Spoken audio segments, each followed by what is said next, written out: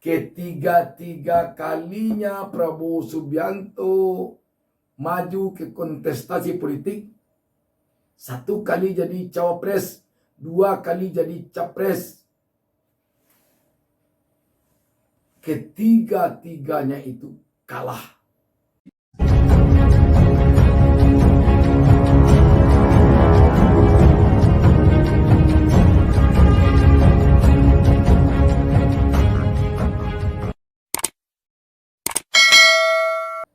Assalamualaikum warahmatullahi wabarakatuh.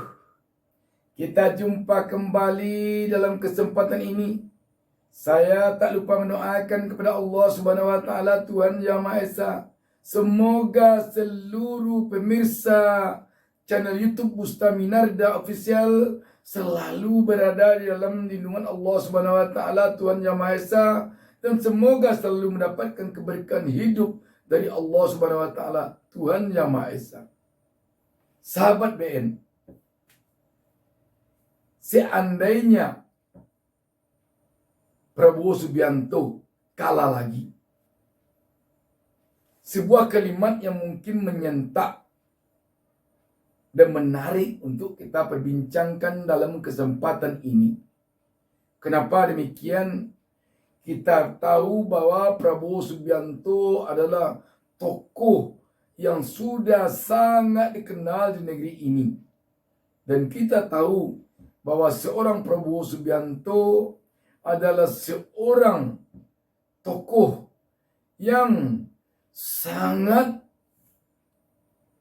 banyak dikagumi dari generasi ke generasi. Ketika dia aktif dulu sebagai seorang prajurit TNI, orang mengagumi Prabowo Subianto karena dia seorang lelaki ganteng dan seorang yang sangat tegas, pemberani. Dan ketika Prabowo Subianto telah berhenti dari prajurit TNI, orang mengagumi dia karena dia sukses di dalam menjalankan bisnis. Dan selanjutnya, orang mengagumi Prabowo Subianto karena dia adalah seorang tokoh politik yang cerdas, yang mendirikan sebuah partai yang begitu berdiri tampak menggeliat dan maju berkembang, Partai Gerindra. Dan langkah politik seorang Prabowo Subianto tampaknya sangat fenomenal. Seorang Prabowo Subianto telah banyak membawa anak bangsa, generasi bangsa ini, orang-orang hebat, putra-putri terbaik bangsa ini ke Senayan sebagai wakil rakyat. Apalagi untuk wakil rakyat di seluruh provinsi Indonesia dan di seluruh kabupaten kota di Indonesia. Tidak sampai di situ saja. Partai Gerindra yang dipimpin Prabowo Subianto pun tidak sedikit lagi menjadikan anak bangsa, putra terbaik bangsa, menjadi menteri, menjadi gubernur, menjadi bupati, wali kota, dan lain sebagainya. Beranjak dari ini, sahabat, kembali kita kepada satu kalimat di awal pertemuan kita tadi.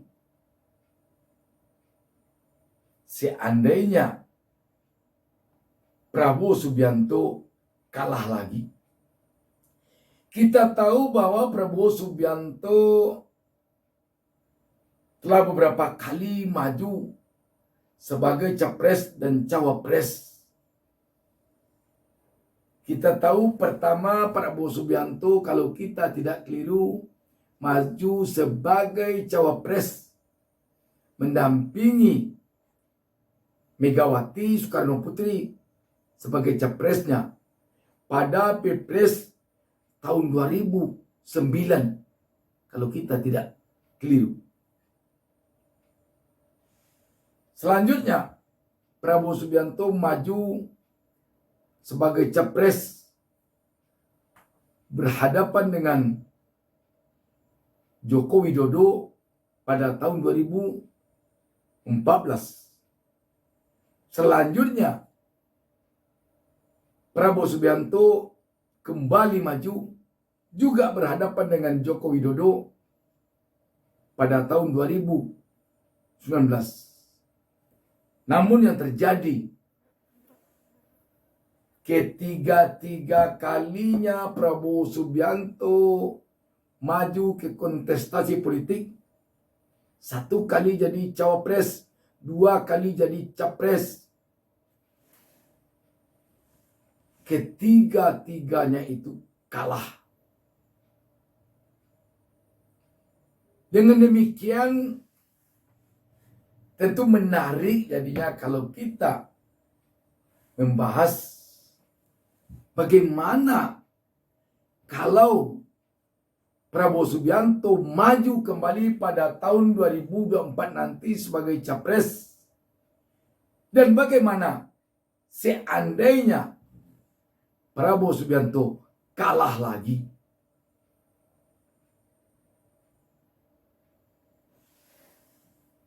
Jika Prabowo Subianto kalah lagi pada Pilpres 2024 mendatang, jika dia maju, besar kemungkinan ini adalah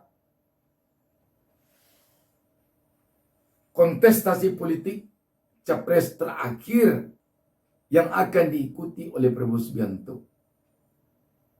Dan kalau dia kalah lagi, besar kemungkinan ini adalah kekalahan yang terakhir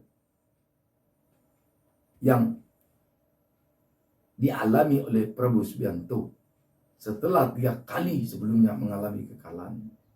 Kenapa kita sebut demikian? Karena Prabowo Subianto yang lahir pada tanggal 17 Oktober 1951, untuk ukuran usia orang Indonesia mungkin terlalu riskan kalau pada tahun 2029 nanti Prabowo Subianto maju lagi sebagai capres. Sebab kalau kita tidak salah hitung, pada Pilpres 2024 nanti usia Prabowo Subianto sudah berada di angka 74 tahun. Jadi sudah 74 tahun. Dan kalau kita tidak salah hitung, pada tahun 2029 nanti dia telah berada di usia 79 tahun. Dengan demikian, kemungkinan besar untuk tahun 2029 nanti, jika Prabowo Subianto kalah lagi pada Pilpres 2024 mendatang, jika dia maju lagi, mungkin tidak akan maju lagi. Jadi artinya, jika Prabowo Subianto maju sebagai capres pada tahun 2024 mendatang, ini merupakan pertaruhan dan pertarungan yang sangat menentukan bagi seorang Prabowo Subianto. Kenapa dikatakan pertaruhan dan pertarungan yang sangat menentukan baginya? Karena ini besar kemungkinan yang terakhir yang akan diikutinya. Dan jika kalah dia nanti, maka catatan yang akan tertulis di dalam buku sejarah perjalanan bangsa Indonesia ke depan adalah seorang tokoh yang tidak pernah mundur untuk maju memimpin bangsa Indonesia. Namun perjuangannya sangat memiriskan karena dia tidak pernah mengecap rasa kemenangan. Sahabat BN, bisa dikatakan perjuangan seorang Prabowo Subianto pada Pilpres 2024 nanti merupakan bagaikan sabung selepas hari petang. Si bungsu tidak akan beradik lagi. Artinya apa? Perjuangan ini adalah perjuangan yang merupakan perjuangan habis-habisan bagi Prabowo Subianto.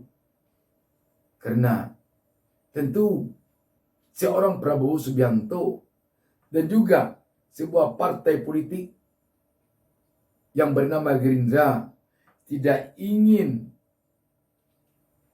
tercatat di dalam sejarah perjalanan bangsa ke depan bahwa dialah tokoh yang tidak pernah maju membawa kemenangan. Dan dialah seorang ketua umum partai yang setiap maju ke kontestasi politik sebagai capres selalu mengalami kekalahan. Bagaimana kalau dia menang?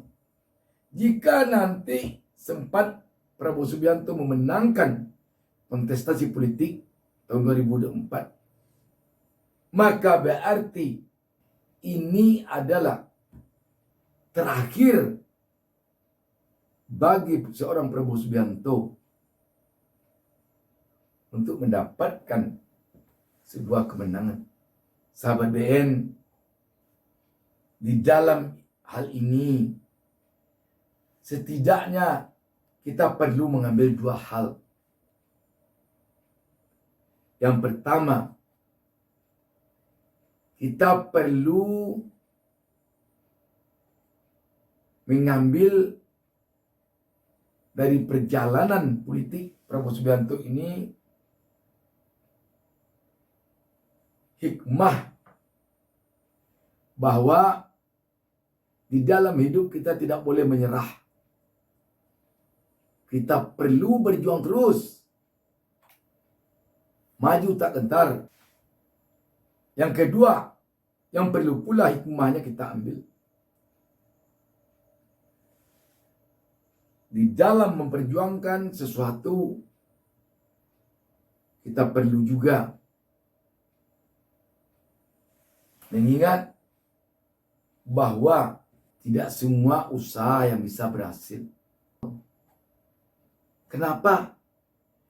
Karena yang menentukan terakhir berhasil atau tidaknya perjuangan seseorang adalah yang Maha Pencipta, yang menciptakan orang tersebut, yaitu Allah Subhanahu wa Ta'ala atau Tuhan Yang Maha Esa. Sahabat BN, di akhir pertemuan kita ini saya ingin bacakan sekelumit tentang Prabowo Subianto. Siapa Prabowo Subianto? Haji Prabowo Subianto Joyo Hadikusumo merupakan anak ketiga dan putra pertama yang lahir pada tanggal 17 Oktober 1951. Ayahnya bernama Sumitro Joyo Hadikusumo yang berasal dari Kebumen, Jawa Tengah. Ayah Prabowo merupakan seorang pakar ekonomi dan juga politisi Partai Sosialis Indonesia. Sedangkan ibunya bernama Dora Mari Siger atau yang dikenal dengan nama Dora Sumitro. Beliau merupakan seorang wanita Kristen Protestan berdarah Minahasa. Ibunya berasal dari keluarga Mainkom di Langowan, Sulawesi Utara. Kita tentu berharap seluruh tokoh-tokoh bangsa kita selalu menggoreskan sejarah yang indah di dalam perjalanan bangsa ini ke depan. Demikian, wassalamualaikum warahmatullahi wabarakatuh. Jangan lupa subscribe. Jangan lupa subscribe.